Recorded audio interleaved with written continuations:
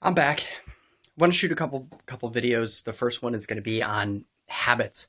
I read a review of a book, and I believe it was called Doing Less. And this gentleman, the author, had uh, finished, I think, like five goals. Really, he had this list and five goals, and they were health related. And the first one was quit smoking. Well, his philosophy and what he was big on, as far as doing less, is doing one thing at a time. And I'm not here to trash that philosophy. It's great, given the literature in modern day and recently, is that one thing at a time is the most effective way to create a habit. There's also the all-in approach, which I'm a big advocate for, but unfortunately, you have to be slightly obsessive and have that personality. And it is walking a very fine line with the obsession, and you have to be impatient too. But you could potentially get to things faster. Are you going to get there more effectively? That could be objective.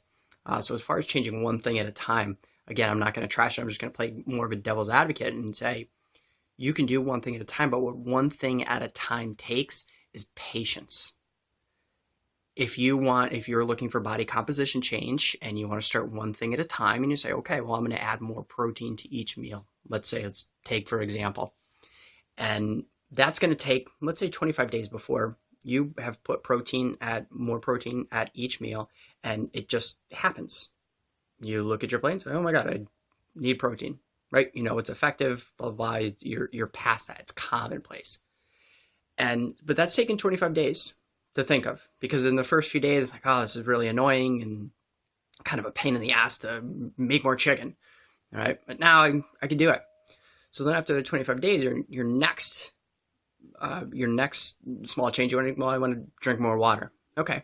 So you get to day 12 and it's like, okay, well, I'm drinking more water. It's kind of, again, a pain in the ass, but I'm doing it. Well, I think I'm going to sleep more, right? I got to go to the gym more. And all of a sudden, well, you're thinking, well, what's better than two? Three things. What's better than three things? Four things, right? I have to do a bunch at a time. Well, now you're getting into that all-in approach. And if you don't have, again, that personality, it's not going to be sustainable. And even if you do have the personality, sometimes it's not sustainable, and the ability to bounce back isn't there. So what you find is, if you don't have patience, one change at a time to create a habit is going to take a while. Body composition change does not happen overnight. If you don't have patience, you are setting yourself up for failure. There's that line graph where point A is your beginning and point B is success, right? And it's never linear. It's this undulating line that goes crazy and everywhere before you finally get to success. Make sure, if you don't have patience, point A is going to be your start and it's going to be your finish. I don't want you to start creating these changes and find that you begin to get a little impatient because it's not happening quick enough. It's happening as it should. It's just not quick enough for you. And when you start to get into the all-in approach, again, like I said, it's not going to be sustainable. And the next thing you know, you've canned it all and you hate it and you resent it. It's what I don't want. So understand that it takes time. And getting into my goals video, even if it's a short-term goal, you may possibly be looking at this mountaintop. And what's a mountaintop going to look like? You're not going to be running up it, and you're going to look at it and say, you know what? That's way too freaking high. I'm not going up there. And then what happens? Point A is your start and point A is your finish. And that's not what I want for you.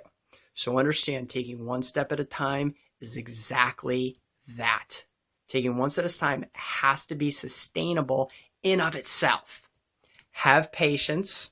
It takes time. Run your day.